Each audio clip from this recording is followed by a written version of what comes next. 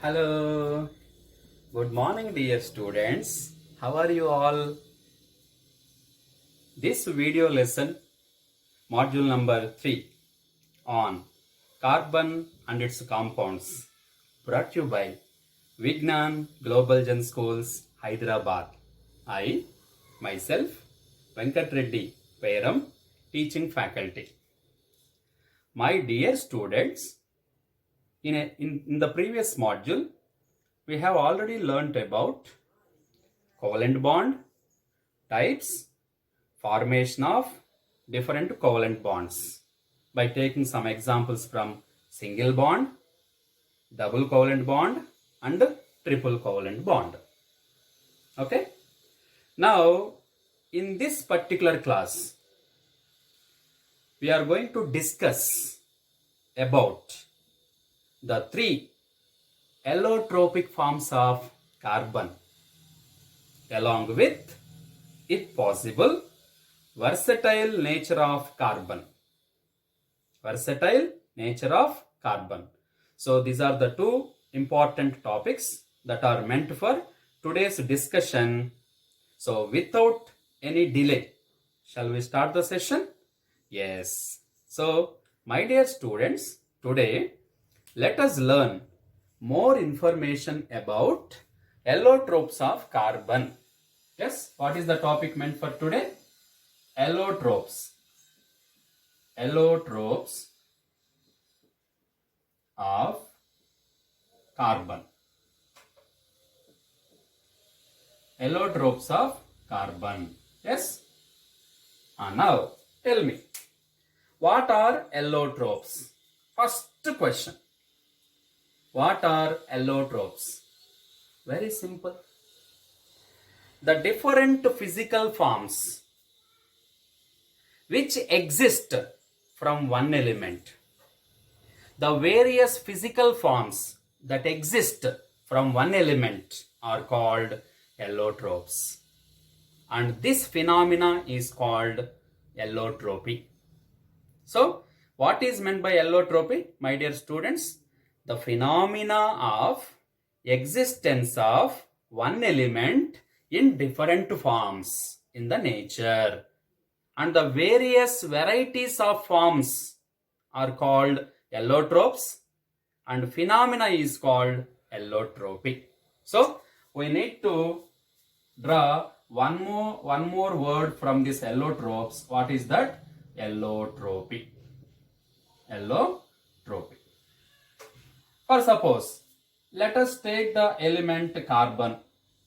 Carbon exists in the nature in the form of three allotropes in general.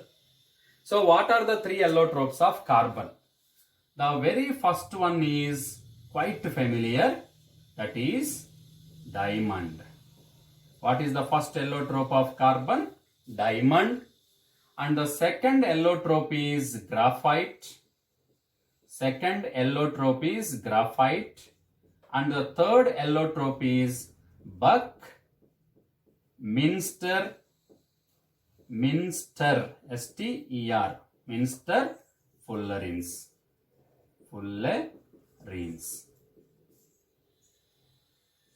Buckminster fullerene. So these are the three allotropes of carbon.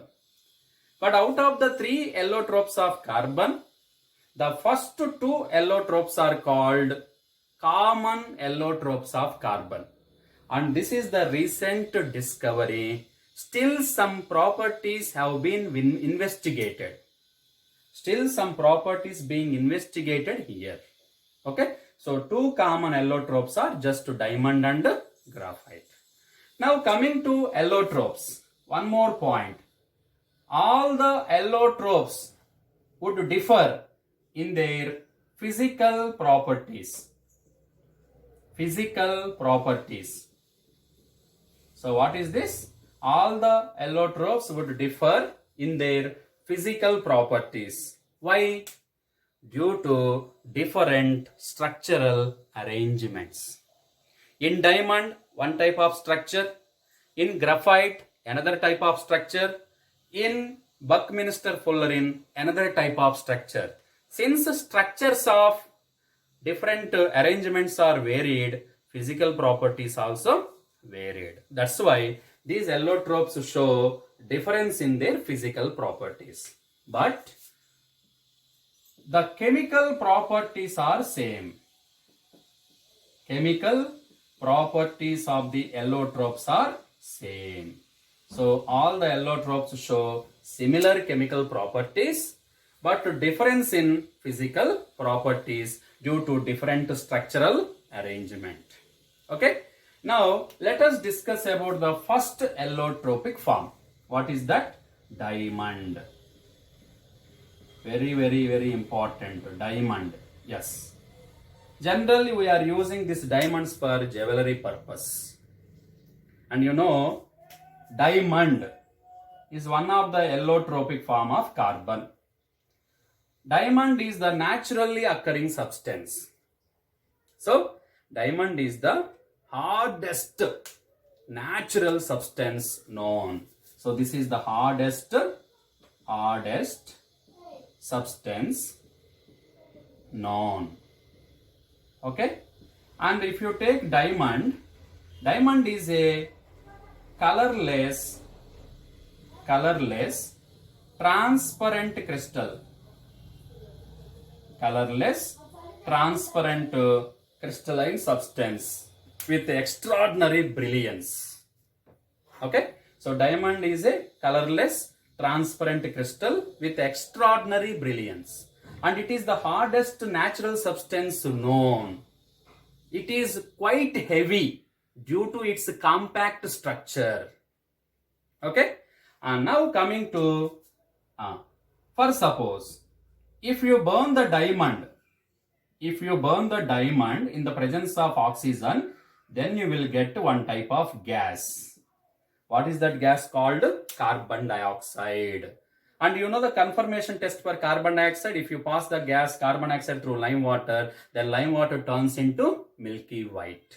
So that indicates diamond is made up of pure carbon. And that's why the symbol of diamond, if anybody asks to write the symbol of diamond, you just write C. Because diamond consisting of pure carbon.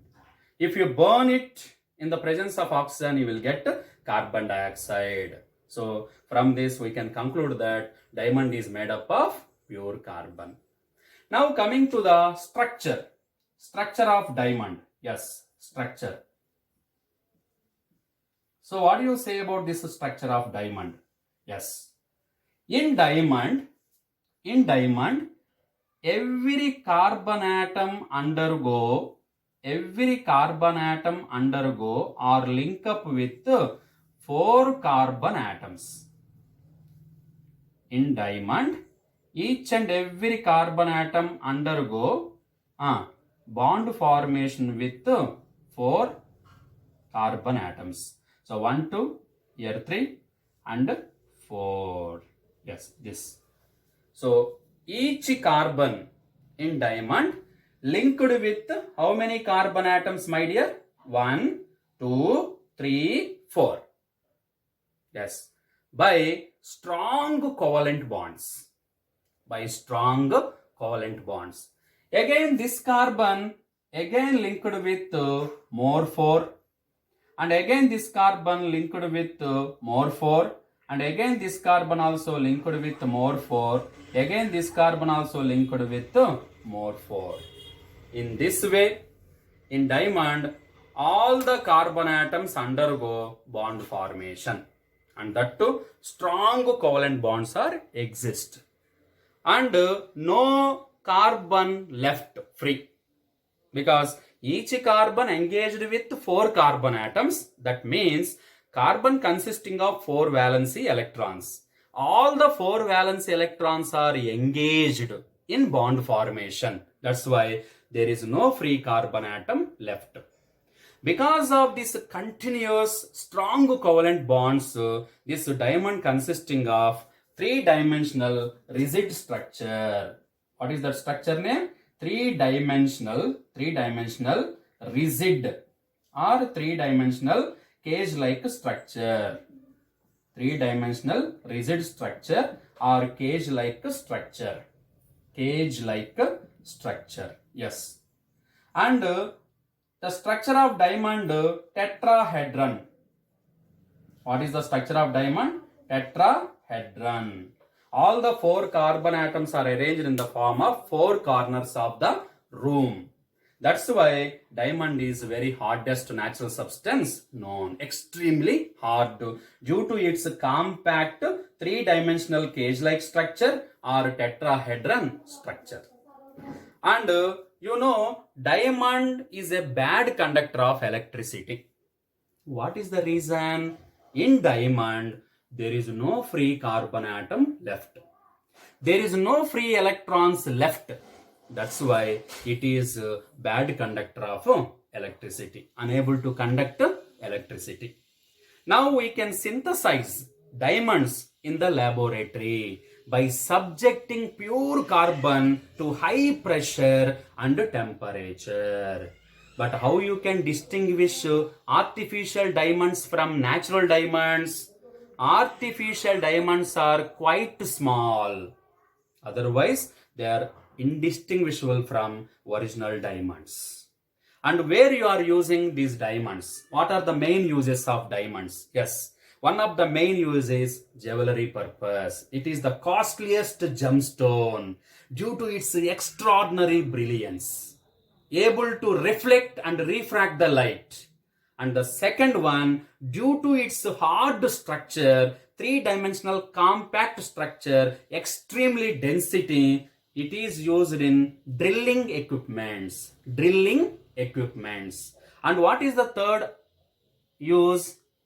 Eye surgeons use sharp-edged diamonds to remove the cataract from our eyes. So in this way, this diamond is more useful for us. Okay, now my dear students. So this is about diamond. Now we are moving to, shall we move to the next structure? What is that? Graphite. What is the next structure, my dear? Graphite. Yes, graphite. So here the first point is that diamond is a colorless, transparent, crystalline solid. Then what about graphite? Grayish black. Yes, grayish black. Grayish black, opaque substance. Grayish black, opaque substance. And the graphite is quite soft and slippery. Graphite is quite soft and slippery. And if you take graphite, same. If you burn the graphite in the presence of oxygen, then you will get carbon dioxide. And my dear, what is the conformation test for carbon dioxide? If you pass this carbon dioxide gas through lime water, then lime water turns into milky white. That indicates graphite is made up of pure carbon. And what is the symbol of graphite? The symbol of graphite is C. Since it consisting of only pure carbon, the symbol of graphite is C. And now coming to structure. Yes. What about the structure of graphite? Come on, tell me. What about the structure of graphite? Graphite consisting of layer-like structure. Two-dimensional layer-like structure. Two-dimensional layer-like structure. In graphite, each carbon atom undergo bond formation with just 3 carbon atoms. So, one free carbon atom is left, consisting of valency electrons and capable to conduct electricity. So, graphite is a good conductor of electricity. Why graphite is a good conductor of electricity? Due to the existence of free electrons. Why these free electrons occur in graphite? Because each carbon atom undergo bond formation with just 3 carbon atoms, but in hexagonal array. So these layers consisting of hexagonal shaped rings. But in order to satisfy tetravalency, in this hexagonal rings, one of the bond formed is a double bond, not only single bond. So that means one carbon engaged with 3 carbon atoms with a single bond, and one carbon at least with a double bond, so as to satisfy tetravalency of a carbon.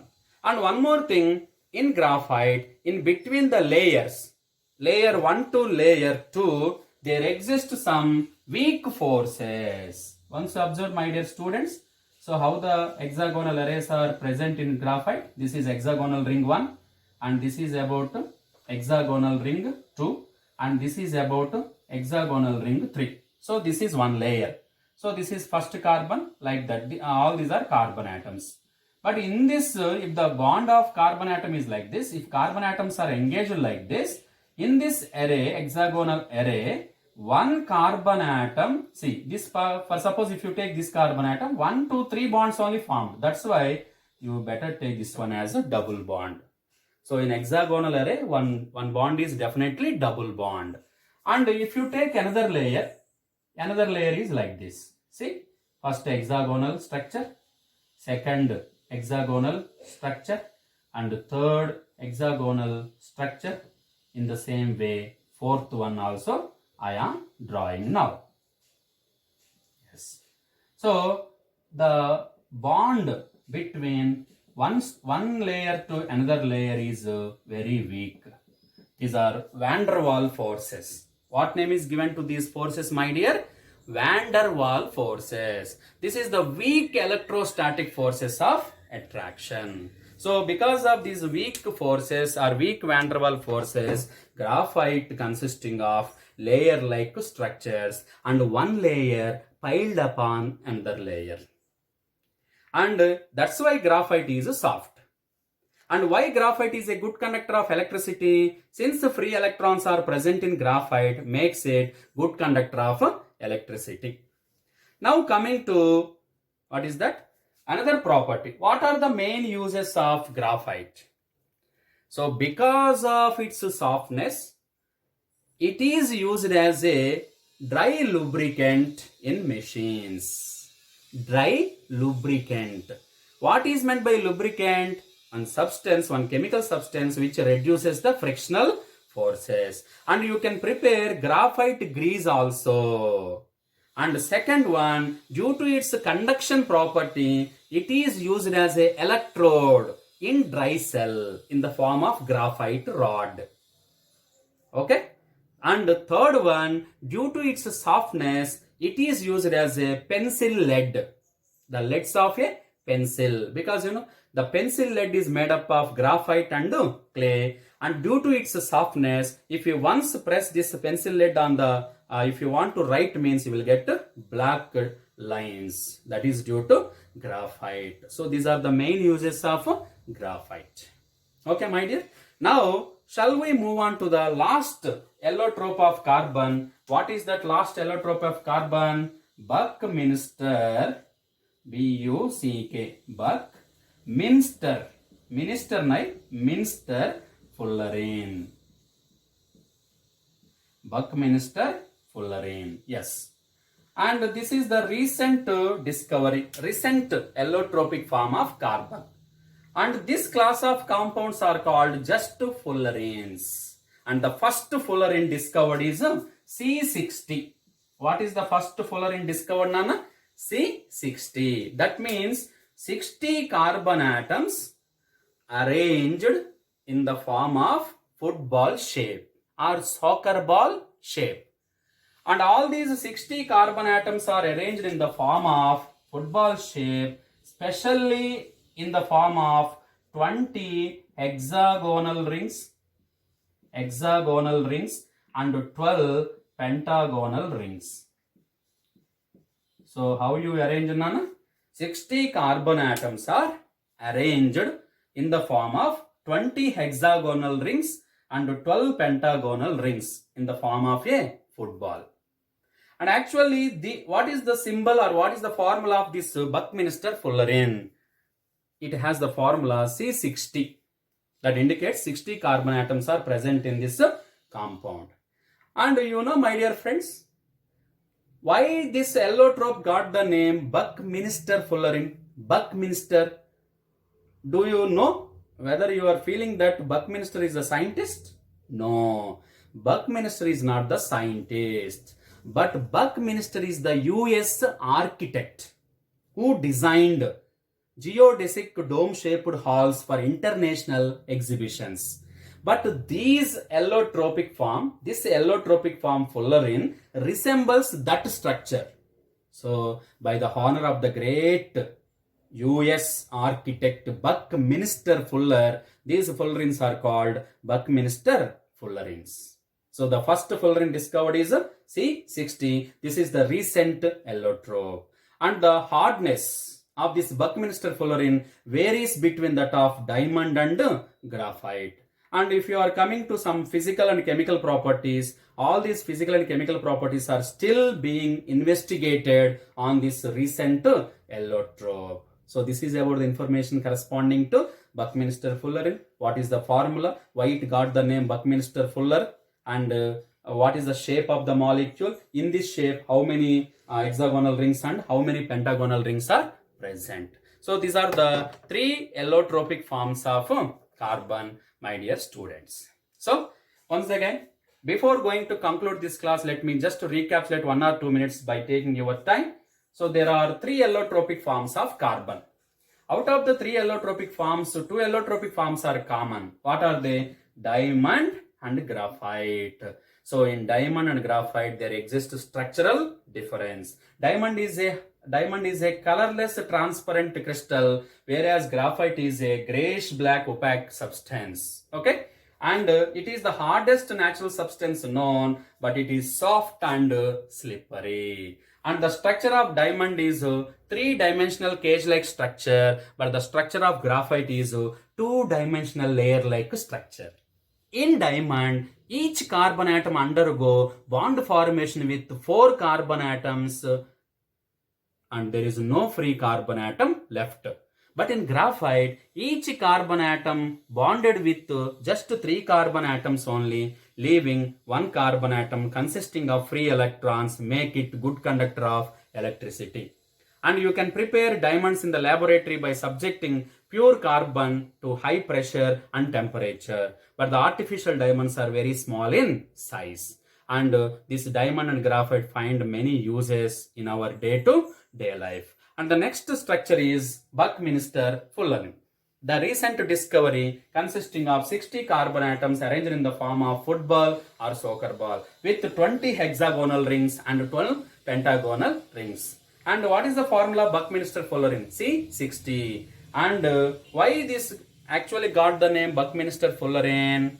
Because these fullerenes are resembles with geodesic dome-shaped halls designed by the US architect Buckminster Fuller. By the honor of that great US architect, these fullerenes are called Buckminster fullerenes, whose properties are lies between that of diamond and graphite. Even hardness also varies. So this is about today's module about allotropic forms of carbon. In the next module, very next module, we shall discuss about versatile nature of carbon. Till then, boys and girls, have a nice day. Thank you.